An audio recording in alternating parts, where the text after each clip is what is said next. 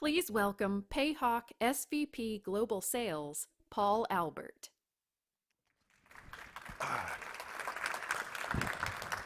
Hello, SaaStr. Number one, thanks for having us here. Really excited to be able to speak with you guys, and happy for all of you to join us. So, again, my name is Paul, the guy up here. I joined Payhawk in January of this year, just as we received our first part of our Series B and the purpose of growing the company. When I joined, we had 32 people in the sales organization. In plan, we've got to get to 240 by the end of next quarter, and that's in 5 different markets. So that presented some challenges, right? I had to think about things in different ways than I had done before. So what I'm hoping to do today is just walk you through some of the insight of the thinking that we've gone through as an organization to build a foundation to scale, as well to be able to do that efficiently, because as everybody knows here, growth at all costs ended about 2 weeks ago on Tuesday, And now we're more into the efficient growth model, right? But thankfully, Payhawk, we always had that as a fundamental to our culture.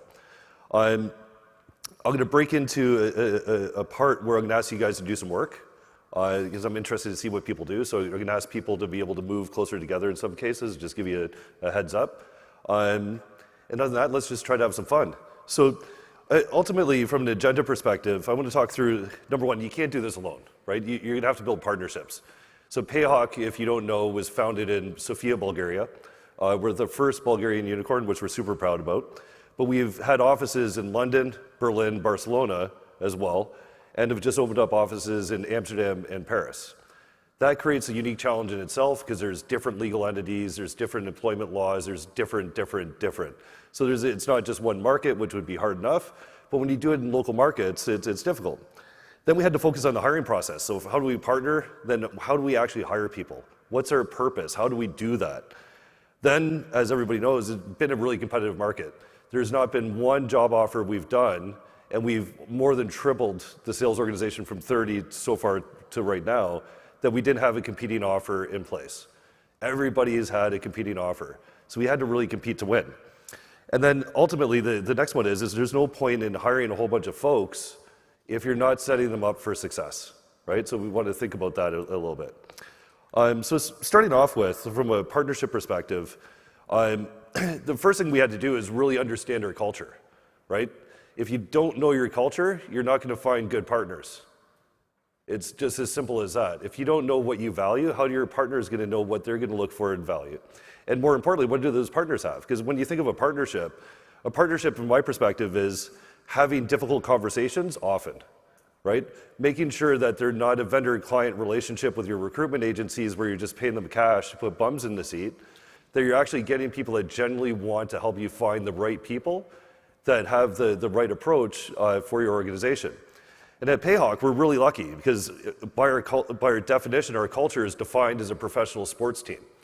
Our goal is to hire grade A or A-level players or B-level players with a high potential to become A-level players and put them in the right position, coach them, enable them, train them, and equip them to be able to succeed. So we knew our culture. So it was easy to be able to share our culture with our partners so they knew how to be able to articulate the value proposition, the employee value proposition of Payhawk with prospective candidates that were looking to join us.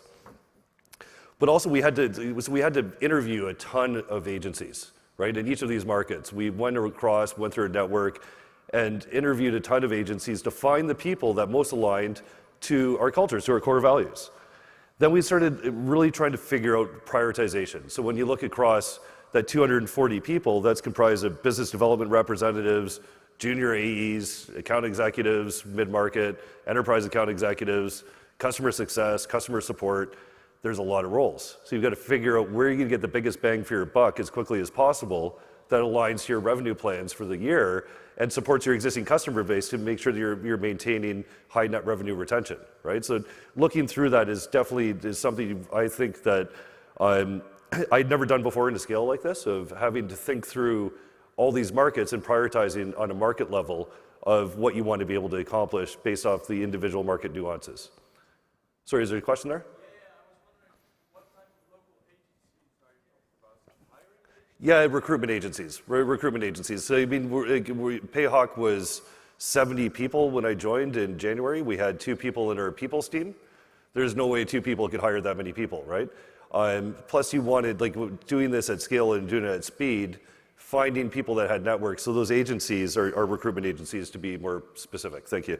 And the last part is automating what you can, but doing it with a human element, right? There's nothing worse than giving a candidate a bad candidate experience of automated rejection emails or things like that you can automate, but you probably shouldn't, right? So we really wanted to look at then automating triggers for myself or other execs to be able to call each and every candidate that accepts an offer to welcome them to Payhawk.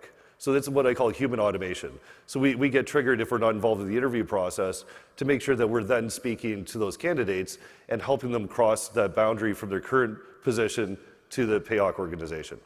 So this next part, though, I think is where I'd like to get you guys to do some work. So just in the tables that you're in, if you wouldn't mind, and I'll walk around and walk with you guys. One of the things that we had to think about is, from hiring, is what are our core characteristics, right? What are the things that are going to make people successful for an individual role? What's different between a business development representative to a junior account executive to a customer success person, right? Each one's going to have unique characteristics that are indicators of success.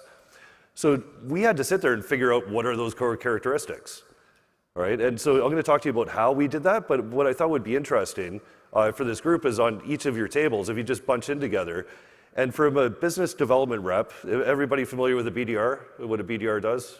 Or is anybody not familiar? Probably that's a better way to ask the question. Is just within your table, what do you think are the 4 top characteristics of a successful business development representative? I'll give you 5 minutes just to run through that. I'll go to each table and just see what you guys say, because I guarantee it's going to be interesting. So if we could just group together, I'll come down and talk to you folks. I've got a microphone here. But just think about, for a business development representative, a BDR, what are the 4 top traits that they're going to need to be successful? Is it going to be persistence? Is it going to be coachability? Those might be 2. I'm really interested to hear from other folks what you guys think would be the critical characteristics for someone to be successful in that type of role. Everybody game with that? All right, let's do it.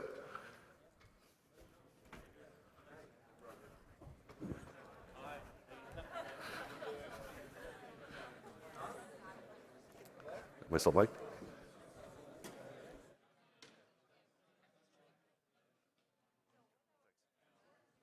Hi, folks. Hi, I'm Paul. Hi. Sorry to put you guys...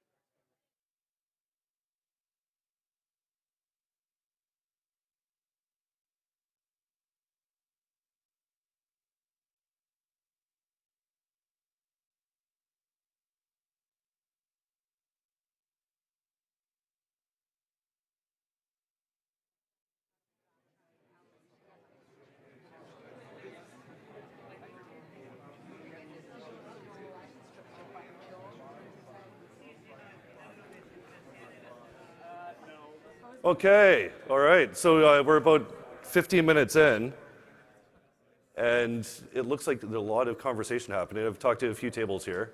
I'm going to bring this mic around. So I'm going to ask for any volunteers who've come up with the 4 definitive characteristics for a successful BDR. Has anybody accomplished that goal? Nobody? Come on, there's got to be someone here that's pretty close. 30 seconds? All right, 30 seconds. Oh, we've got one over here, so you guys keep going we've got someone over here.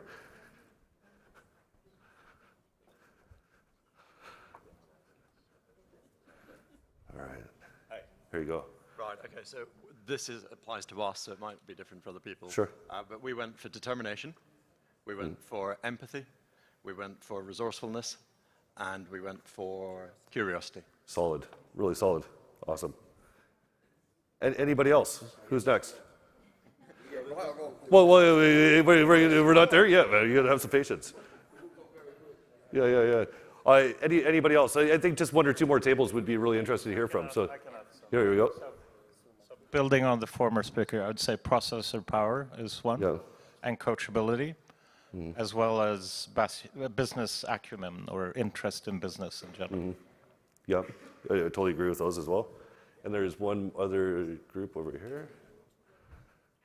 I would have said active listener to better understand. Well, what's that? Sorry, Active listener. I'm joking. Sorry, that was a joke. That was, dad joke. I can't help it.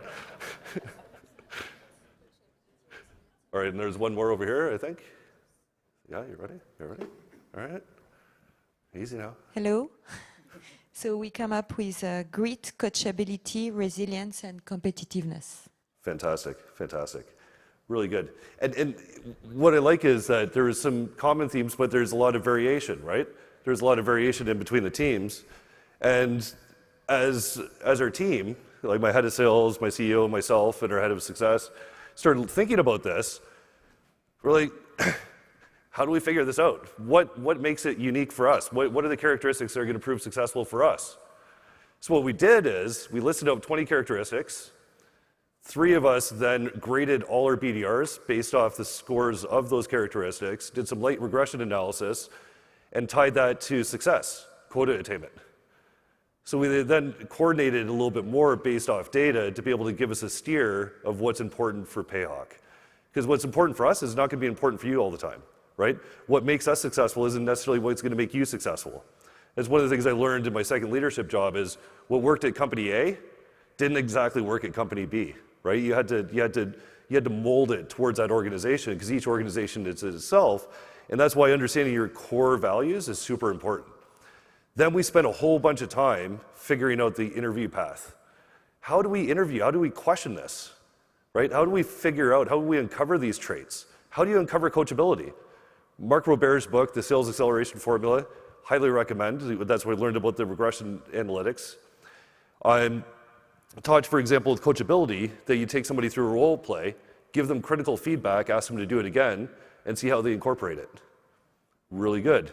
My newfound way of talking about intelligence, processing power, one of the things we do with BDRs as an example, is we give them a scenario. You've got 4 leads from 4 different verticals. How are you going to prioritize going after those, and why? See how smart they are. See how they assess it in a real-world application. Right, so we're testing multiple things, and what we try to do, for example, in the role play exercise, is test how prepared they are. Do they come to that call prepared? Have they researched the persona? Do they know the company? Do they know the competitors?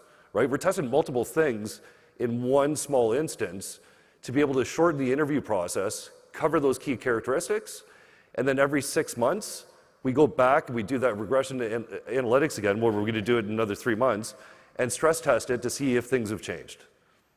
Right? So this is an always-on process, and we're doing this for every role that we have at Payhawk. We've got 4 key characteristics, if you listen to our founder's speech yesterday, that are across every role in the company. Work ethic, intelligence, or processing power, as I now call it, coachability, low ego, as well as data-driven. Everybody at Payhawk needs to have those 4 characteristics present, and then an additional 4 per role. Right? And so the additional 4 per role, so we know people fit into Payhawk as an organization, and they're going to fit in the wider group, the us, our culture, and then 4 specific for that. And again, this is evolving based off feedback, and that feedback has got to be data-driven because one of our core characteristics is what? Being data-driven, right? So we want to use data because we need to put we need to live by our ethos, drink our own champagne. Now, winning in a competitive environment, I mean, there's a couple of key things that we found here. One is, if anybody's read Simon Sinek, Start With Why, or if you haven't read it, you should read it, because 100%, why join Payhawk, right? Why Payhawk? Why should they do that? Why Payhawk instead of all the other great companies that are present here, right? And that's, again, back to your culture, back to your core values. Are you attracting people that align to your mission? Do they believe in what you believe? If they believe in what you believe, they're going to be a much better fit. They're going to row a little bit harder. They're going to push a little bit stronger, right? But also, we had to really focus around principles around career development. The other part of this is also transparency on what good looks like, right? So at Payhawk, for example, you've got to be in a role for 9 months. You've got to hit quota of the last 3 months in a row. To be able to apply for a new position, doesn't mean you're going to get it, but we're going to fill 50% of all positions through internal promotions. So that's a principle that we have within the organization to be able to foster career development. At the same time, we say in the first 3 months, you need to achieve this. In 6 months, you need to achieve that. If you don't achieve that, here's what happens, right? So everybody knows what good looks like, and everybody knows what happens with underperformers. So transparency in that, I find, is one of the most crucial elements to maintaining a healthy culture in a sales organization. Making decisions behind closed doors because of, and without people understanding the reason why, the principles of why you're making those decisions, leads to distrust, which leads to people just not pushing as hard as they should, right? Competitive market, we want to attract the top 1% of talent. You got to pay for it, right? You got to pay for it. You got to have the right salaries. You got to be competitive in market and understand and constantly measure in market where your salary benchmarks are to make sure that you're offering the right rates, right? But you also have to, people nowadays want to work for good companies, right? They want to do good, B Corp, right? We're fast on our path to becoming that. We think that's super important. We've lost a few candidates to green tech companies, and we fully supported that because their values align to that. But we want to make sure what we're doing is helping the world in a better to become better. The last point is just really on this one because the time's starting to count down is, as I talked about before, we're leveraging leadership to help drive decisions on individual roles. So whether it's a BDR, they're getting a call from either head of sales, myself, or the CEO to be able to welcome them to the company or help them understand if they're in a competitive offering, because we're all in it together, right? There's no, like someone mentioned before that this is a junior position. The way I look at it is this is the most important position. This is a future life of our organization. The BDRs that come into our organization, we want to keep them for 5-7 years. We want to grow their careers. We want them to become the future account executives, that we want to have them to be the people making the most money in the company. If we do that, we're going to win big, right? So we've got to focus on making sure that the employee experience for people is paramount, and it's not treated as a junior position. It's treated as probably one of the hardest jobs in the company is to be a BDR, right? And we want to help support them. Then, some of the stuff that we talked about before in setting starters up for success, I talked about, but in terms of number 2, the framework. But one thing that I've seen in a lot of companies that hasn't worked well, and I think needs to be a focus, is the force multiplier through leadership. Sales enablement, how many people have sales enablement as a role within your organizations? Most of you? Yeah. Anybody have leadership enablement? Anybody teach leaders to become leaders, coaches to become better coaches? Anybody? Yeah, 1. Awesome, 2. Fantastic. I want to see more of that. Because if you think about it, you've got a leader that's got a team of 4 to 6 people is what we try to operate under. That person can stand on this side of the seesaw and lift that group up, right?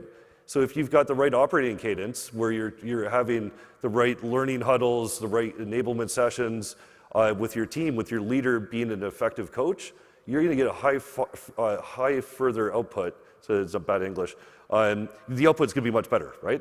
So one of the things that we're really focused on is ensuring that we're putting a leadership development track in our career development plan and teaching leaders how to become great leaders or good leaders, also teaching them on how to coach, which I think is super important and something that's often overlooked in organizations. And we want to create a culture of coaching, but they don't coach the coach. The coach doesn't know how to coach, right? And a lot of times, and especially in sales organizations, you've got an account executive who's shit hot, pardon my French, and they get promoted to a sales manager role, a sales leadership role. They don't know what they're doing.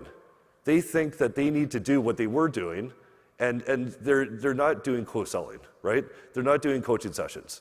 They're not spending their time on areas where they can be the force multiplier to be able to drive more output from their sales organization. And really at the end of it is, if you really want to see the top takeaways is know yourself, right? Know your culture and stick to it. And if something changes, transparently talk about it with your organization. The other thing is explain it like I'm 5, right? If you can't explain it to a 5-year-old, and I've got a 4 and a 6-year-old, so I do this a lot, you don't know it well enough, right? And it is really that. So in thinking about that through with your team, as you're growing a team so quickly, if you don't know it well enough, how can you expect them to know it, right? If you're onboarding so many people, in your mind it might be super clear, but if you can't explain it like a 5-year-old, then your people aren't going to understand it. So my suggestion is to over-communicate expectations often, right? Keep talking about it, right? Keep talking about it till you're sick of hearing it, and that's usually when the message is landing. And it might be something so simple in your mind, but in their mind it's not, because they're going through a lot of change. And then the last one, and this has been super difficult, hiring in Germany is not equal to hiring in France, which is not equal to hiring in Spain, which is not equal to hiring in Amsterdam, not equal to hiring in Sofia, in Bulgaria, or to England, or the US where we're going soon. We know that each of those markets are unique, and we've got to treat them uniquely, right? So what we're trying to do is keep everything at least to 70% standardization across the organization, with 30% flex for localization in market. And that includes from a hiring perspective. Because local market nuances need to be addressed, but you still want to have the data model to be able to make sure that everything makes sense at the end of the day. So thanks for coming to my talk. I'd love to open up for any questions if anybody's got anything. Hopefully you guys got some value from today. I had a ton of fun with you guys, and yeah, thanks.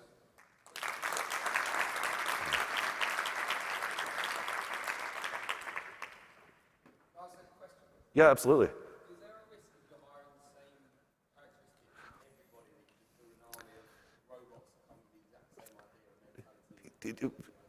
Well, it can be, but diversity doesn't mean the characteristics don't define diversity, if that makes sense. So for example, the BDR function, one of the key things we look for is prior success. And prior success is anything from being a bartender. We hire ex-athletes, professional athletes. We hire people from recruitment agencies. We hire people don't need to have SaaS B2B sales experience to join. So we're not hiring robots, right? We're hiring a diverse group of people from different backgrounds, but that have shown prior success in doing what they do. That could be academic success. We've hired a chess champion. So we're looking for diversity to be able to make sure that that's not something you do. But what we want to do is make sure that we know what the core characteristics and traits of that person that need to be successful in that role. Perfect. Yeah. It might be a side question, but as you grew your team, you might have Thanks. As you grew the teams, you might have to also expand the support function to be able to scale in these teams. Yep. How did you coordinate, or how did you plan this side recruiting to make sure that they could support your teams? So if I understand the question correctly, is it our internal teams to be able to support that, or is it? Like, because we're talking about sales Yep. people, but maybe marketing or BizOps or this kind of thing. Yeah, I mean, we're hiring across the board. So there's definitely, from our ExCo CEO staff is aligned on hiring plans and supporting roles that are needed and dependencies for the different departments that have ownership over that to be able to ensure that we're scaling at pace. So we do that through cross-functional workshops where we align initiatives that are detailed and documented, that we read first, and then we debate. a lot of times very aggressively, to find what the right answer is for the business and then figure out what the headcount needs to be, and then again prioritize roles based off what we need to do. So it's not always smooth seas, right? There's been a lot of mess, right? It's a messy thing, right? But we're constantly tracking towards, and the trajectory I think is in the right direction. So building out our enablement function to be able to help support and rebuild our onboarding program, training people on certifying on product, on how we do our sales motion, on all that kind of stuff. We're doing everything at once. So there's a lot of people running, but because we're aligned through OKRs, that everybody's running in the same direction. And if I ask a second question, Sure. so in terms of span of control of your manager, did this evolve over time? The span of control over a manager? Your manager, your sales manager? Yeah, 100%. Like, I mean, in early days, they were player coaches, right? They had a quota and they had a team quota. And that's a really hard place for someone to be, because it's hard to do two things well. So we've really moved that towards being pure leadership and provided leadership training through external coaches and trainers, as well as the whole operating cadence of how we work to make sure that we're trying to track towards the right outcome. I think we've got a minute left, so if there's any other questions, otherwise we can, oh, there's another one? Another two?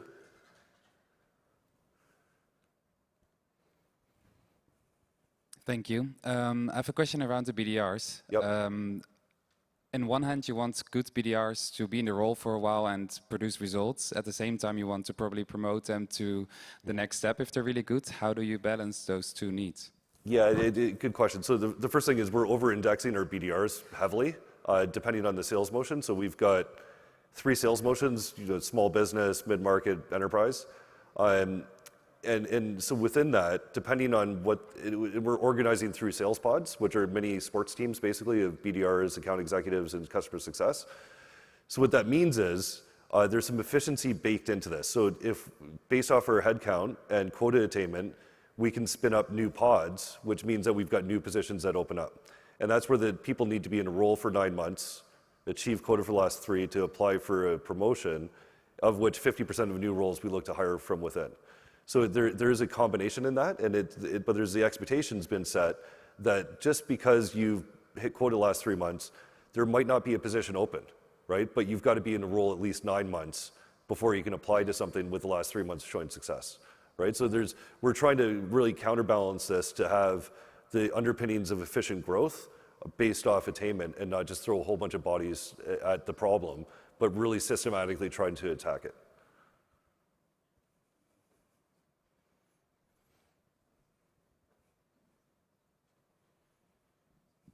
I was just curious in regards to the PDR role. How much do you value previous experience in that specific role? For our enterprise BDRs, 100% they need prior experience. Otherwise, we're looking around 40 to 50% of all roles from hiring from adjacent industries or straight out of school. Okay, thanks. No problem. Excellent. Well, we're a little bit over, so I think I'm getting the plug pulled on me. So everybody, thank you very much. I appreciate it. Enjoy. Cheers, guys.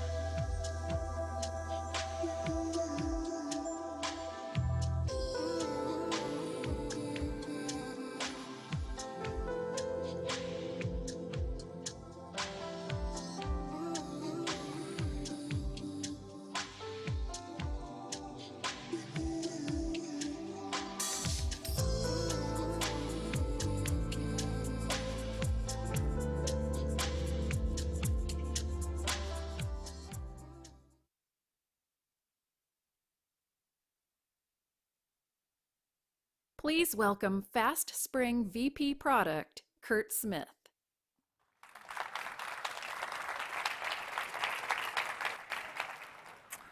So last week, my 5-year-old graduated from preschool. To celebrate, yeah, give it up, Maisie.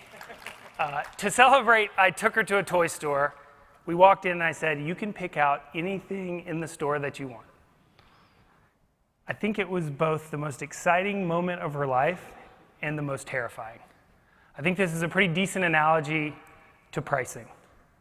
Why is pricing so hard in SaaS? Today I'm going to talk about a few things that I've learned along the way and hopefully leave you with at least one thing you can learn and go and implement in your businesses. But ultimately, the reason SaaS pricing is so hard is because there are an unlimited amount of opportunities in the way that we do these things, right? There's PLG, there's freemium, there's free trials. Ultimately, we're selling a product that has very low marginal cost, which makes pricing opportunities almost limitless. It really is confounding that pricing can be such a massive opportunity for us as businesses, but it's so complicated that it quickly becomes very, very overwhelming. Simon Kucher did a survey a couple years ago of private equity firms that had looked at different value-creating initiatives, and I've seen other surveys that have similar outcomes. Pricing is generally considered one of the most impactful things that we can be doing, but we're consistently not spending a lot of time on it. ProfitWell a few years ago had a study that showed that over the lifetime of a business, people generally spend only 6 hours researching and understanding their pricing. So we really live in this world where there's this massive opportunity, but we don't spend a lot of time on it. Which leads me to my first takeaway, which is, I truly believe that pricing is the most routinely under-optimized lever in SaaS. And so today we're going to talk about 2 ways to think about pricing. There's strategic and there's tactical. Let's jump into the strategic. So first of all, I think that there are 4 different types of SaaS companies. If you think about the price point or the deal size relative to your TAM, there's kind of these 4 different dimensions. If you're selling something in a low velocity cycle at a low price point and you're in a relatively constrained market, this is not a good place to be, right? You need to be investing in moving up or to the right. But if you're in a large horizontal market with a huge TAM and you have a relatively low price point, you need to be investing in lowering your CAC. You need to increase your velocity. So as you think about strategically positioning your pricing model, it needs to prioritize velocity and reducing friction. So high price point with a small vertical market. Think of this like enterprise SaaS, generally speaking. Here, you've got to demonstrate a high ROI. These are mostly ROI-based decisions. So as you optimize your pricing model around demonstrating how the price that's being paid is coming back in the form of business value or ROI. And then lastly, large horizontal markets where you're primarily selling large deal sizes. This is about innovation, right? These are really, generally speaking, rapid growing businesses. And as you think about your pricing model, it has to prioritize kind of growing through innovation and accelerating kind of the reinvestment cycle back into your business. So as you think about these unlimited opportunities in pricing for your SaaS, one of the most common models that we see is kind of the good, better, best, or pricing with tiers. So I like this example because I think it articulates why SaaS can be so compelling. So why do tiers work so well? Why does the good, better, best model, generally speaking, work so well for SaaS? Well, it's because you can very specifically do your pricing and packaging to target a needs-based segment. So when you're doing a tiered pricing model really effectively, each tier is targeting a specific segment or a persona in your market. And those segments should be needs-based. So the way to think about it is you map your tiers to your personas, and you map your personas to needs. And so if you haven't done a needs-based analysis, that's the first place to start. But ultimately, I want you to take away the fact that there are unique benefits to selling SaaS, right? These low marginal costs that we all live in is really unique and special. So make it work for you and how you think about pricing.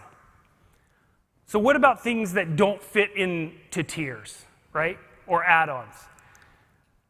I saw this quote recently that really kind of encapsulated my thoughts on the matter, which is, everything I need is in one tier except for that one thing in a second tier, but it's not really worth upgrading to that next tier. Wow, that's a really poorly designed segmentation if this is the problem that you're seeing over and over again.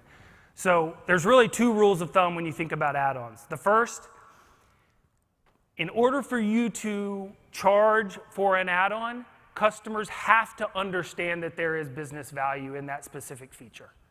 If it is a commodity or a table stakes feature, that should not be sold as an add-on, right?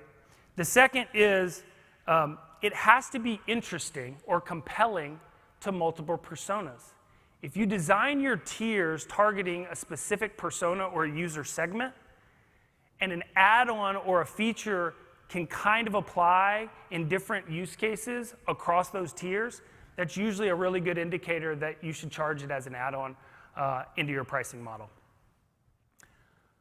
Let's move on to usage-based billing, right? A very hot topic. I have a bit of a contrarian take here, which is usage-based is just a new flavor of the day, right? What we're really talking about when we think about usage-based billing is how you define your value metric, right? The units by which you price your product. And, the most common value metric is seats or users. And I would argue that is, in essence, a version of usage-based billing, right? So why is your value metric so critical?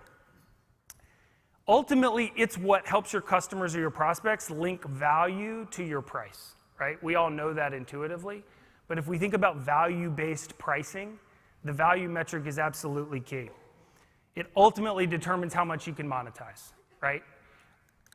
So how do you do it right? First thing you have to do is you have to link the pricing metric to customer success. So this notion of value has to be defined by the concept of your customer's success, the outcomes that they generate from using your product.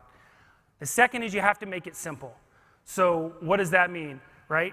It has to be easy to understand, easy to estimate, and easy to forecast. If you're pricing off of a value metric that can fluctuate wildly, how do you expect your customers to budget and forecast? At the end of that budget cycle, you're probably in for an unpleasant surprise. So when to start thinking about usage-based billing or usage-based pricing? Well, my view is, right now. But here's the thing, you might already be doing it, right? So you might already be using this concept of usage-based billing in a per-seat model. Ultimately, if the success of the usage of your product is linked or correlates with the number of people using the product, in effect, you might have the right usage-based metric. This study done by KeyBank, I guess last year, shows seat-based pricing or user-based pricing is still the most common. And my view is that this is probably the right model for most businesses. Again, it's because the number of users or seats is generally very well correlated to the value that's being delivered. So last takeaway on the strategic piece here is that your value metric is the single most important decision of your pricing model. If you're having second thoughts or if it's hard for your customers to link the value they get from the product to how much they're paying, take another look at this. Let's jump into some tactical things that you can be doing to improve the way that you're pricing. So when you look out into the landscape of kind of pricing thought leadership or advice, I think there's a bunch of different schools of thought. I always like kind of doing some Google searches to see the newest flavors of the day. I found this one, somehow I had not seen this one until recently, but Sequoia, and I'll call this the VC approach. This is a very academic approach to pricing, which I think can be really effective. A couple things about this that I really like. First of all, the most academic framework for understanding how you should price is that it's got to be in between the cost to serve and deliver the product and below the willingness to pay or the perceived value of the product, right? Pretty intuitive, pretty obvious, but if your business doesn't understand where those bookends are, that's something that's really helpful to understand, so you at least understand the range that you can play in. The second is this distinction between horizontal and vertical, right? And you can see in the horizontal segment, that would be where you would apply a needs-based segmentation analysis, and you would say, hey, I sell to these different types of segments or personas, and so I'm going to design a package and a pricing model specific to that segment, versus a vertical solution, right? So if you're selling into the oil and gas industry, you might be better off going to a pricing model where people can grow and expand with you. Maybe there's a basic version of the product that can get them hooked, and then you can upsell them to more premium features and functionality that you introduce at a later date. One of my favorite thought leaders on pricing, Patrick Campbell, has a different approach. This spreadsheet is online for free. I love it that he gives away a lot of his stuff for free. Effectively, what he's doing here is a version of needs-based segmentation in a lot of ways. So thinking about the specific customer segments that you're targeting and just being very methodical. I think a lot of times people assume everyone is on the same page with regards to what these segments are and what they look like, the technographic information, et cetera. Putting this down on paper, aligning as a business, is really one of the most powerful things you can do as you go into a pricing model design. And then you've got the consultant's answer. So I will say I do have a very strong affinity for both of these tools, which if you have the time and you've got the budget, there's not many things that are going to help you understand how you should be pricing than doing a Van Westendorp survey effectively that ultimately is going to help you understand where the sweet spot is for the price point that you want to sell at. And then a conjoint survey or a study that can also be really effective in helping you think about the trade-offs when you're doing your pricing and packaging or designing tiers or things like that. But all of this to say, right, there's a lot of models that you can apply. There's great resources that are online. Ultimately, though, across all of these, there's one single truth, and that is the best path to pricing excellence is repeated testing, right? It doesn't matter what approach you apply or what framework you deploy. Ultimately, the best businesses that are monetizing to their fullest potential are doing so by testing repeatedly. Every single quarter, they're running one small test, right? And there's a lot of ways to do that, and we'll talk about a few more here as we go on. One of my favorite thought starters when exploring pricing is, what would happen if we increased price 10%, 20%, 50%, 100%? Jason Lemkin yesterday was talking about, I think it was 60% of the respondents in the survey cited that they had raised price in the last year, which was actually quite a bit higher than I would have expected, and I'll share some more data on what I've seen in FastSpring's customer base in a minute. But this thought starter can be really compelling to start to unlock the possibilities that people are just naturally blocked to explore, right? So if you have a senior team to sit down and say, what would happen if we did this? And even better yet, let's go test it, right? Let's go test it with a couple of reps or a couple of deals. Let's really understand the price elasticity in our market and how compelling our product market fit is. You are not going to understand this in any better way than to go and test it. And ultimately, to get people over the hump to exploring more creative ways of pricing, because the truth is, the right answers are not in the executive team, right? The right answers are with your customer base and with your prospects and what they're willing to sign up for. So we recently did a survey, or a study rather, with FastSpring customers. So FastSpring is a billing and subscription management solution that powers about 3,000 software companies around the world. We have some really interesting data on what's been happening over the past few years, especially with regards to the inflation that we've seen and now the more recent market turmoil. And so one thing I want to share with you is we looked back and we said, hey, over the last year, how many customers of ours or software companies in general have raised price more than 10%? And it was 37%. So interesting that Jason Lemkin's data showed 60, but in general, there's a lot of companies raising price. So I think one thing to kind of give people a little bit of a kick in the butt here is, be a little bit more aggressive than you think you need to be, right? Because a lot of your peers are already doing it, and people understand and are used to having price increases. They see it every day with all of their vendors. So what happened to these 37, or rather, how much did they increase price? So it does seem to correlate a little bit with the average price point across these customers. So this is about 270 global software companies, and you can see the average price increase over the last year, grows from 18% for smaller ticket items up to 35% for larger items.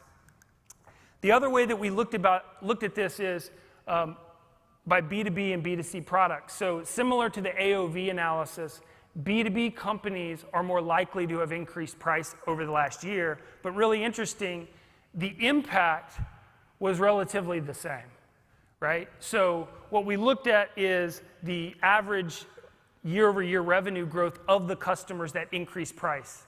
And probably not too surprising, but the companies that increased price have grown a lot faster over the last year. And the impact across B2B and B2C is pretty similar.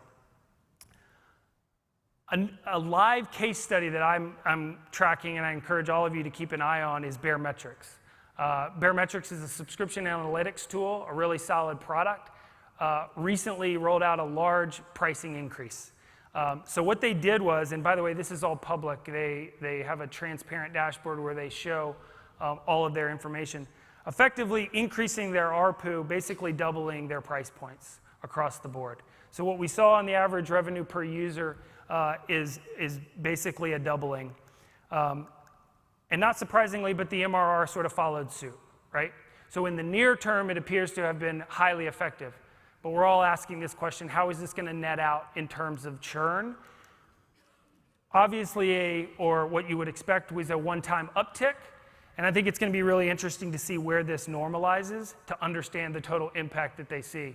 But the indications are really positive that the increase, the pretty massive increase that they rolled out, is going to be accretive to that business. One of the other thought leaders that I think is really smart in the pricing space, a guy named Patrick McKenzie, I think he sums it up the best for me, which is acquisition, conversion, and churn often require significant cross-functional effort to improve. Pricing typically requires replacing a smaller number with a bigger one. It's not quite that simple, but sometimes it is. So generally speaking, I've seen this time and time again, there is a strong bias, there's a natural disposition to be risk averse as we do not want to disappoint our sales teams and our customers in raising price. And generally what we are doing there is we're underestimating willingness to pay. It's a pretty systemic bias, and so I'd encourage you all to consider if you have some of that in your business and should you be revisiting.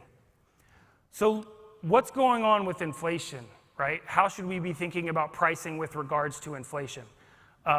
There's a really interesting interactive dashboard that can help you understand inflation by geography. It's a Financial Times on their website. I think they pull it from Refinitiv, but I encourage you to go look at it if you're curious. But the point here is inflation is not consistent across the world, right? And it's an obvious point, but we all need to understand it and internalize it because it has some pretty meaningful implications to how we price. And you can see here how they vary across some of these major markets. Not only by geography, but also by industry, right? We're seeing this in our daily lives in gas prices versus food, et cetera. So the rates of inflation are not consistent. It's not one size fits all. So a few things you should be thinking about or might be able to do to combat the effects of inflation that I'll go through pretty quickly here. So first is make sure you're regularly assessing in some way, ideally through a live test, the true willingness to pay, either by geography or by industry or whatever the segmentation that makes sense for your business. The second, can you make inflation adjustments automatic? Right? So if you're in a B2B enterprise SaaS business model and you're doing multi-year agreements, do you have inflation baked into the contracts? If you have them baked in, you'd be surprised at how often people are not enforcing those. So it's worth doing a spot check audit if you do have inflation-based increases in your contracts, to go back and make sure that they're being upheld. Consider pricing positioning for specific verticals. Again, inflation is varying across different industries. One of the things that I think is really smart and effective is thinking about your value metric and if it can be linked in a more clear way to an inflation metric, right? So for example, can you price on a percentage of revenue? And then the other thing that you'll see pretty common is types of surcharge. This is highly dependent on the industry and the expectations of your customer base, but it can work. And the example here is something like Uber, right, where they're going to have a fuel surcharge in response to the pace of inflation. A couple of other kind of tactical tips here to give you some evidence-based impact numbers. Are you accepting the right payment methods? So in our research, we generally see 5 to 10% lift just on ensuring you're offering the right preferred payment methods. Payment methods vary around the world. I think I have a bit of a US bias, understanding that that is such a large market and obviously a more European-centric crowd here. You probably appreciate this more than I do, but it was surprising to me to see that the numbers can jump 5 to 10% by being more explicit and expansive in the product payment methods that you offer. Localizing price. So you can double, and this is in a B2C context, right? So a lower AOV, but you can double your conversion rates pretty consistently if you're localizing the price that you're displaying and billing your customers in. The other thing that's really interesting is there's some new research. It's not yet conclusive, but billing is the most frequent touch point we have with our customers.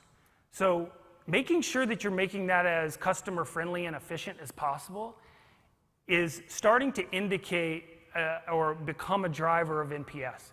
So do you have a really customer friendly billing process to make it easy for folks to pay? Because if you are, you're probably going to you're going to increase your NPS, and you're also going to get paid faster, right? So there's kind of two benefits there. So this takeaway here is I think there's too many companies out there that are really making it hard for your prospects to become customers and for your customers to pay you. So reduce the friction if and when you can.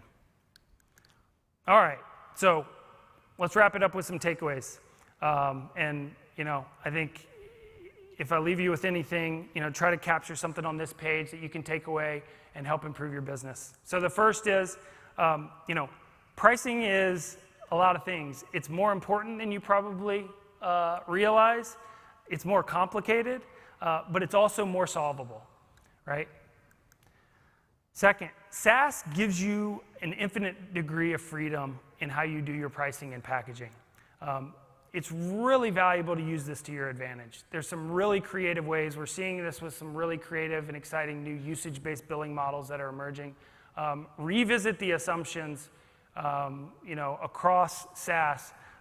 We want to leverage all these benefits in how we go to market and reduce the friction in adding customers and retaining customers. Fundamentally speaking, pricing is about fairness, right? It's an exchange of value. And so ultimately our jobs when we design a pricing model is to make sure that this value and price relationship is on par. Pricing and fairness cuts both ways, right?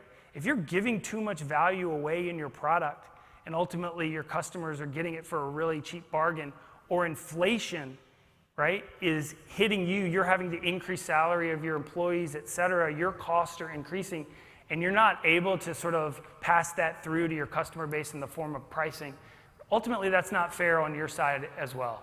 So really think about this, and the fairness point needs to cut both ways. The fourth thing, start the habit of asking these questions continually. None of our markets are static. They're constantly evolving.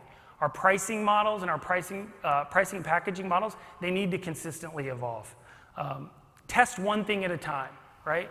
A great habit to get into is develop one hypothesis, stack rank all the hypotheses you have every quarter. Pick one thing that you want to test, one thing a year even.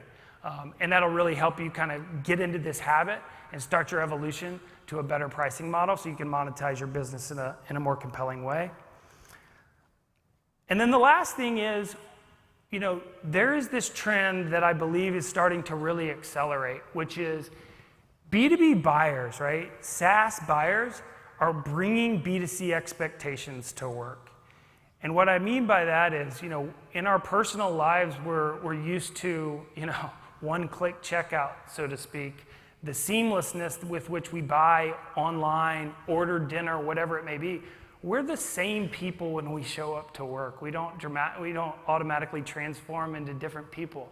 So how can you make it easy for your customers to understand your pricing model and buy from you? How can you make it easy for them to pay you every single month? We're going to continue to see this conversion of B2B and B2C. I think the meaning of those terms is going to continue to lose kind of relevance. And so think about how you can make a more B2C-like experience. You see this in creative PLG models all the time. And good leaders and good companies are going to be ahead of the curve in this way as we continue to grow. So thanks so much for listening to me. Appreciate it.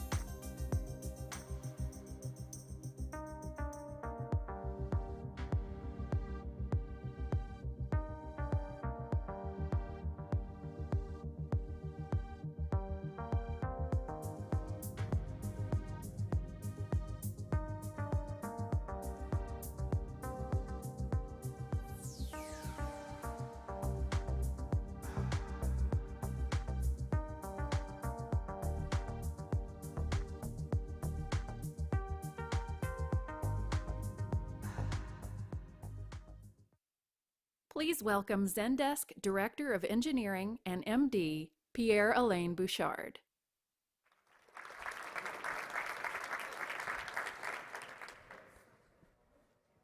Hello, everyone.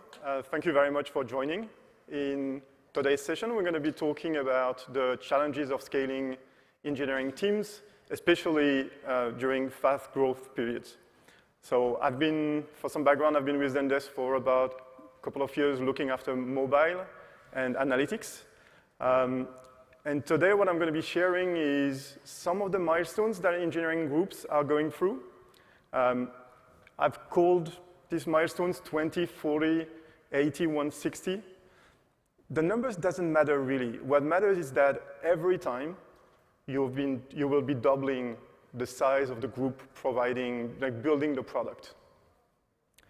So the first milestone that we're going to be talking about today is 20.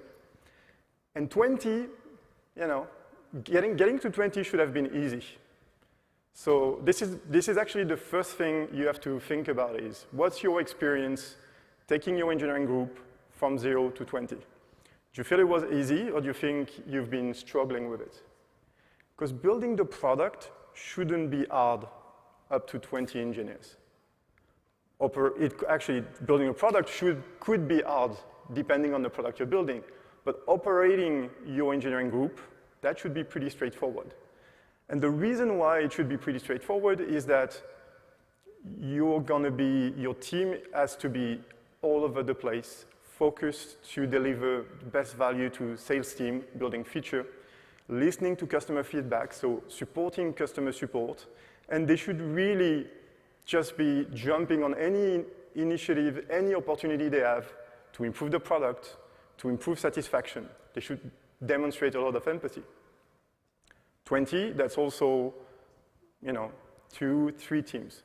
That shouldn't be too much. Like if you got to 20, and let's say you have 4 or 5 teams, you'll have to think about whether you haven't over-optimized your organization. Because really what you want, that's flexibility. And I haven't said agile or agility. I'm going to just stay away from that. I don't want people to be jumping on the agile train for that. You want flexibility up you get to 20. Because that's what the business needs, and that's what the engineering groups are here for. They're here to help the business, figuring out the go-to-market, figuring out the way of engaging with customers. Now, of course, when you get to 20, you're going to start having some of the first challenges. The challenges you're going to get, they're very normal. The reason why you get them is you have to think about it as your engineering group is 20. That means the rest of the company is significantly more. And in the previous model where the engineering group was here to serve the rest of the company, now they are not able to continue serving the same way, so being as flexible, while doing all the other things that they have to do.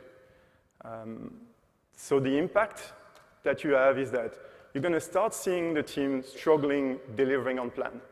So up to 20, you don't do plans. Or frankly, you should keep the planning very light, coordination very light, and be super reactive. When you get to 20, you're going to want to plan. And you're going to make plans, and it's not going to work. And you're going to wonder why it doesn't work. And it's not going to work often because there'll be so many priorities that the team needs to deal with, and they're going to be struggling with that. There's another symptom often that you're going to start seeing is quality problems.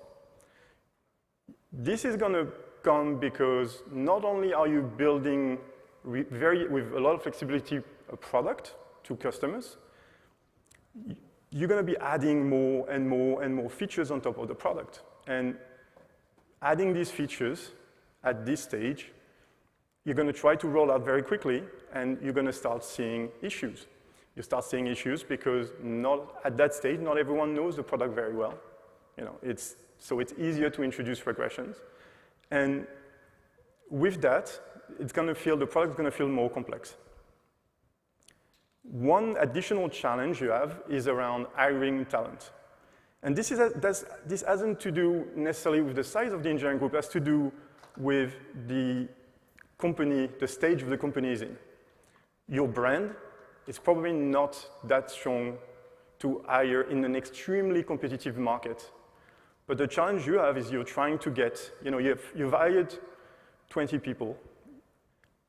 Likely you've hired the jack of all trades, master of none, because they are the one you need at that stage.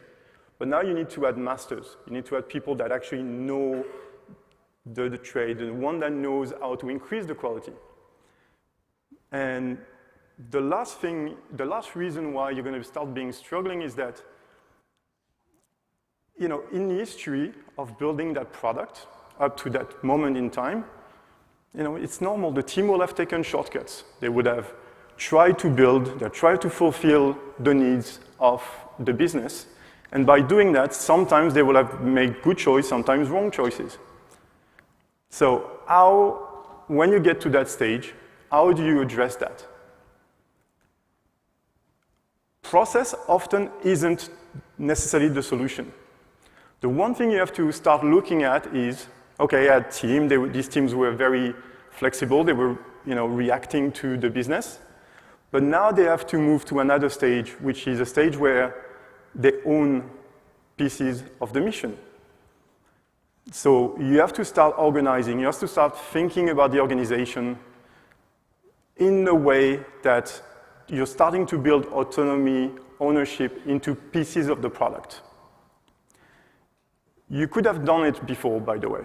So a lot of the companies that have been, for which I've been mentoring engineering leaders have done that very early. They just define very well the missions and they've put 1 people, 2 people here, and you have other issues doing that. But when you get to 20, missions becomes very important. I mentioned hiring at that stage is probably your biggest challenge. It's probably the one thing you have to do. It's hiring the right people. And it's a challenge. And there's no magic recipe to hiring talents except, talking to people, talking about your product, talking about the company, talking about why they should really join and make it really personal. This is the only way of, at that stage, of hiring, because your brand is not going to be enough. Sometimes how much money you've raised could help, but you have to wonder whether it's the right profile for you at that stage.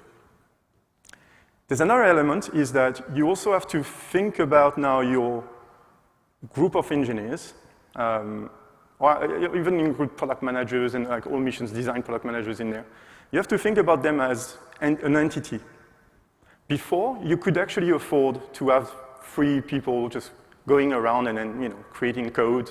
But now you have to think about them as an organization. So you have, as part of an organization, you need to put in place all the leadership frameworks. So communication, super important, up and down. So not only telling the team what is the company doing, but also having the team understand that everything they're now doing, the choices they're making around priorities, this is going to be impacting the rest of the business. There's a very, very difficult thing to do at that stage in terms of leadership, that's establishing the culture. In textbook, you do the culture from the beginning. The reality is the culture builds up. It builds up of the people you're hiring. It builds up of the message as a leader you're sending to your teams. A blameless culture. You have, I think John Doe in one of the presentations mentioned that you have 2 types. You have the mercenaries and you have the missionaries. Blameless culture really is a missionaries type of culture. They're here to serve. The value of the blameless culture is that as a leader of this group, you're going to start getting away from the day-to-day. Because you go from 20 to the next one being 40. It's going to get harder and harder to know what's going on, a bit. So what you want to establish is this culture where people can bring back up the information. They know they can take risk. They can even demonstrate a lot of maturity by taking risk, explaining the risk, assuming the risk, knowing that nothing wrong is going to happen to them if they do that. They'll do the right choices, they'll demonstrate ownership, but they won't be blamed, as soon as something goes wrong. And this is really important for the future. Like, this is one of the very important foundations for the future, is that as the organization is going to grow, you need that culture to be in place to help. The next one is 40. The next one is probably, I think, the hardest one of all of them. I think it's probably one of the hardest ones to crack. And I'll mention this 40 isn't 2 times 20, and I'm going to repeat that a lot, because as you're adding people, 40 is going to feel like 24, 25. You're going to be adding people. Your organization is not going to go as fast. It's going to be frustrating for the engineers. It's going to be frustrating for the group. It's actually going to be even more frustrating for the other part of the business, because the other part of the business also is growing, and the need for product engineering to fill the gap is going to increase, and the struggle is going to become bigger. So think about it as linear growth, right? We're saying 40. When you have 40 people, you're delivering less, significantly less than when you only have 20. Well, actually, you're not linearly delivering the same way. But as an engineering leader, your challenge, it's actually to go above that line. And there's a couple of ways to go above that line. But the first thing is you have to understand why we stay below that line very naturally as we are growing organically. Symptoms, again, we're talking about, you've put planning in place, your planning period becomes super long, and again, teams fail to deliver on time or committed date. And then, you can feel the recurring pattern here. That's concerning. That's concerning for the business because you're starting to lose trust to the other part of the business. I'm going to repeat, sales, customer support. I think it's also difficult because you're going to start losing trust from your own, so from the people, from the long-term employees you've had that are going to start leaving. And this is a really strong sign. When you have early joiners, the jack of all trades, that are super knowledgeable, that are leaving, usually it's a signal that the organization didn't evolve in a way where they're not being frustrated now. Why? Because they were able to go fast before, and they're no longer able to go fast. And that's, for me, it's always one of these signals that says you have to do something. Of course, I mentioned we're creating missions, so have these teams, and these teams they're responsible for their area. So now, as opposed to have everyone in the room, old school, everyone on Zoom, you have the knowledge doesn't spread anymore. So the knowledge becomes very restricted to these silos. Bigger problem, people are living with the knowledge. So now you end up with product that the new people that join don't really know very well, so we have more quality issues, but you're also losing a lot of your talent. And often, I've heard this one a couple of times in different companies, the question you have is, what is engineering doing? And it's not a nice one, especially if you're engineering leader, you're gonna hear about this one. And this is one of the things you shouldn't be doing.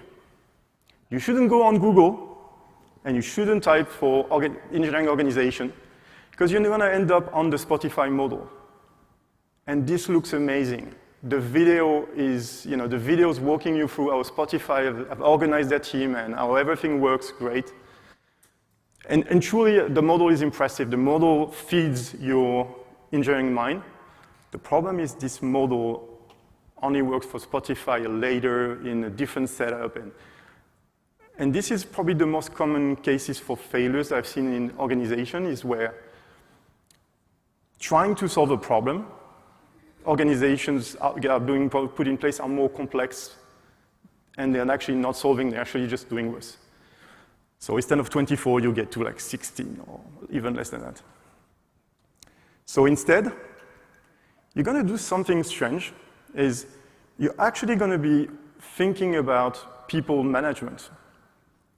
And this is really, really bizarre because often we think process, while the solution often has to do with people management. First thing is, you're a startup, you've been growing super fast. You probably missed a lot of things. You probably missed your career ladders, how you keep people in the company, how you work with their plan, the development plan with them, how do they understand where they feel, what's their skill set, how their contribution, how do they get promoted, how fair is this? This has nothing to do with building a product, it has to do with managing people, but it's probably your best assets because this is something you want to be very careful of. The second one is my preferred topic. It's you have to focus on diversity. And I'm not talking just male, female. I'm talking skill set, I'm talking mindset, I'm talking background. The reason why you want to think about diversity at this stage is that, you've tried that linear, you've tried to be above, but the reality is you've hired the same kind of people. We all do that, by the way, in early startups. It's kind of a normal bias, so it's okay, let's just take responsibility for it and then change it whenever it's, at that time it's the right time. So you've hired the same people and you didn't get much impact. The reason for it is because you have to think about the spectrum. So literally, if you're a visual person, you just draw the spectrum of all the responsibility of the group. And for all of these, you have different dimensions. If you take the same type of people, you're only going to cover the same area. If you're diversifying the folks you're bringing in, you're going to magically, but that's a bit of magic, you're going to start seeing that you have the people fitting the right places, in the right places for the needs you have. You're also at the time where you need to invest in productivity. Again, it's just trying to defy the mathematics. You're trying to do more with less. So if you're trying to do more with less, you have to do less. So you have to automate as much as you can. You have to be as productive as you can. And human being isn't great at doing 28 things at a time. We're rather good at doing one thing, getting deeper into it, rather than plenty of things. The plenty of things can be done by computers, so let's give it to computers. So productivity, very important. Again, well-being. Well-being is that one thing that retains people. It's the one thing that shows that you care. It's the one thing that will magically make people care about what they're working on. So again, it's very people. And the last thing is, you're at the stage where the product gets complicated. As I said, if your organization is 40, the company is much bigger, the number of features you're covering, everything gets bigger.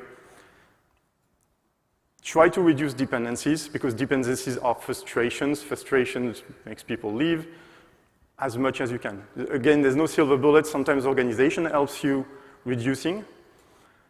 But be careful that if you're isolating too much, by trying to reduce dependencies, you're actually going to have more problems. Sometimes it's okay to accept dependencies. 80. So somehow you've managed to keep it together. And from 40, and you've kept hiring, and you've put more people. And your teams, you have plenty of teams going together. Now, this is the challenge you get now, is how you keep everything, you continue to keep everything together. Because your teams don't work together, your product is significantly bigger. People do things on their own, you gave them a lot of autonomy, so they're going to start building things on their own and doing things on their own. And the symptoms you're going to see is planning. The one thing which is, to me, a very good indication on how well you're doing is, how long does it take to do quarterly planning? Let's say you're doing quarterly planning, how long does it take? Often, you're going to, if you take more than, to say, 2 or 3 weeks before the beginning of the quarter to do the planning, if you do quarterly planning, then you have a problem. because it means you have an organization which is so complicated and you have to do plenty of back and forth and then prioritization and debate on what is the highest priority. And what that tells you is that it's not clear to everyone where is the priority. And it's you're wasting a lot of time. Like you're wasting a lot of people's time in meeting trying to do planning. So planning becomes complicated. When you get to 80, we're talking about, I said fast growth. It depends. You can get to 80 in, 3-4 years? Depend. It can take longer. For some companies, it will go faster. You've accumulated a lot. Like you've built a product and the product grew and everything. So the maintenance of your product is, at that stage, the maintenance of your product is taking a big chunk of your time. I didn't mention technical debt up until now. Hopefully, you've done some work to make sure you were doing technical debt constantly since the beginning. Of course, you did not. Of course, you did not. The first 3 years, hardly everyone is touching technical debt. The problem is, experience tells me from between 3 years and 7 years, you're going to have to rewrite your product. So if you haven't done it consistently from the beginning, now you're at the 3 years mark, you're going to feel the rush to rebuild a lot of it because you need to keep going and your foundations are unstable. The symptom is maintenance. The symptom is pretty simple. You look at how much time your teams are spending on new feature, maintenance, technical debt. Technical debt gets swallowed by maintenance. So if you have more than 40% of maintenance, be very mindful. It is problematic, and it's a problem that doesn't go away on its own. And from a customer experience perspective, your product's going to feel disconnected. Because you have many groups, right? And these many groups are building things a certain way, and it may not quite feel, and they're putting everything together in a magic integration sprint or whatever.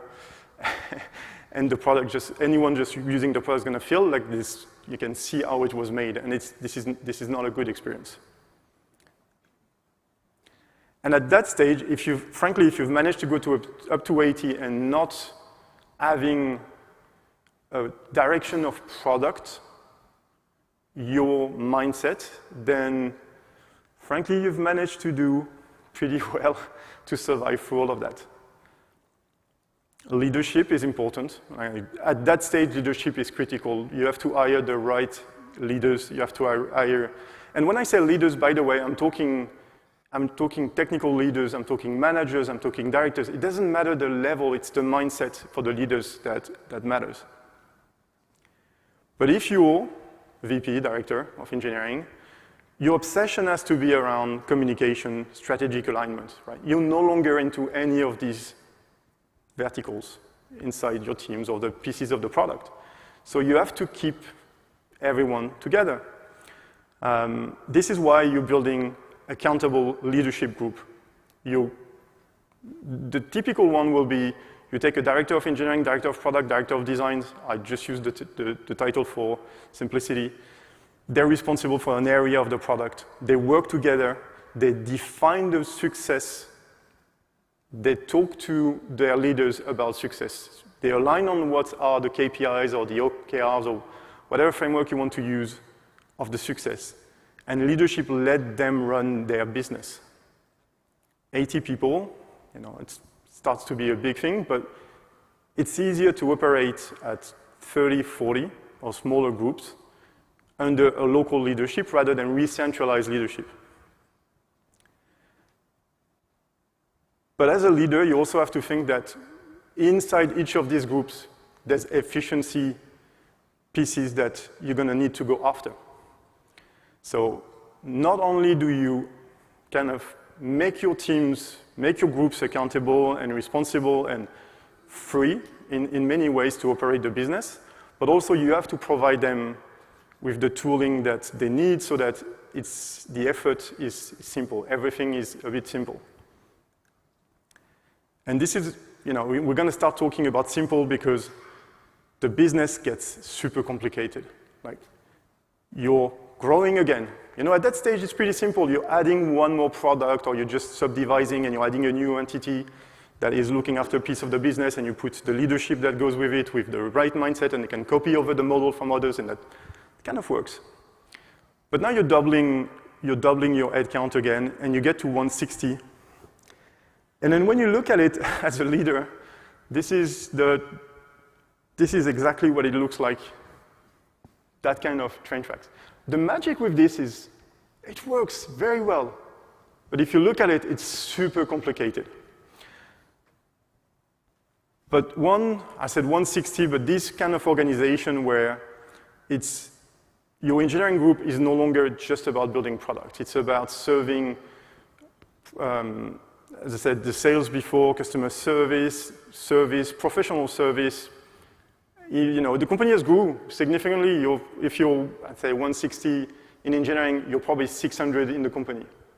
Because it depends on your business. But it's big. And now, again, you have to think about planning. You have to think about the time that it takes. You have to think about the prioritization. How do you make the right decision? And this is basically one of your big problems. And you see that as your operating complexity is skyrocketing, because if you look at it and you're like, nothing's moving anymore, it's pretty hard. And the way you see it is because everyone's going to come at you as a leader and like, I have this top X priority, and I need these teams to do it for me. And it's not just to be one. It's going to be everyone. Everyone's going to come. And at 160, you may feel like you have, let's say, a lot of people, but the reality is you don't have that many people to serve the business, so you have to be super strong around prioritization. And this is where you want to become super obsessive about keeping everything simple, stupid, right? At that stage, you have to do some major changes in your engineering groups. Most of the time, you're going to have to do transformational cultural change, because it's no longer about velocity. It's going to be really about consistency. It's going to be about the efficiency. It's going to be about the productivity. In each of the team, you have to provide foundations. So now you have to put in place more complex models, organizational models. You have to think about really what is critical and strategic to the business. So at any time in your business, you truly need to know, what is the core of the business? What is the nice to have of the business? And you don't have to just focus on the core. It depends on the situations. But in general, you want to know where the core, because you're going to need to make tough choices on where you're going to put your energy. You're going to have to talk about people about the priorities, which one are your priorities and which one you want to go for. And you're going to need, I say more than ever, you're going to need to continue empowering your groups. So this is where, from my experience, a very interesting part of the cultural changes can happen is when you're starting to have groups of engineers engineering leadership that talks about money. Many companies that I've seen don't quite like to mix, product and money. Like how many, the operating costs, we know these, but the budgeting, the operating, all of this, sometimes in companies it stays in finance, and it's kind of really at the C-staff level and maybe slightly at the VP level, but that's the time where you need to bring down to your leadership of group product leadership all the tools they need, all the information they need so they can make the right choices. My key takeaways of all of these different milestones, and it's a bit, I wish I had more time to get way more in details in each of the steps, so you'll be welcome after to talk about it, but my key takeaways are, you're always going to be late when it comes to organizational change, and that's okay. It's not a big deal. Going for complex organization to solve problems that don't exist costs way more, because you have to try it, fail it, revert it. And if you're growing fast, you can't quite, do that. So instead, you look at the business, you look at how you're doing, then you just notice the signs, and when you're ready, you do the change. The other thing too is your business, you know, there's no model that's going to work out of the box for your business. I mentioned the Spotify model, but it's true for everything I said, almost. You really have to tune to how fast you're doubling or how fast you're going, and you have to try and error on small element of it. And from 40, you have to be, leadership has to be obsessive about efficiency, consistency, just, as I said, remove velocity from your mindset, and instead just try to remove anything that slows down your team, because they're going to want giving you the velocity, but you have to remove all the pain and the friction. So keep it simple, stupid. The bigger it gets, the simpler it needs to feel. The harder it's going to be. But again, to take that line, you know, every step, it's going to be harder at every step to actually remain above this line. So every step you have to make more than double the investment to make sure that you can continue doing better than just linearly growing. Thank you very much.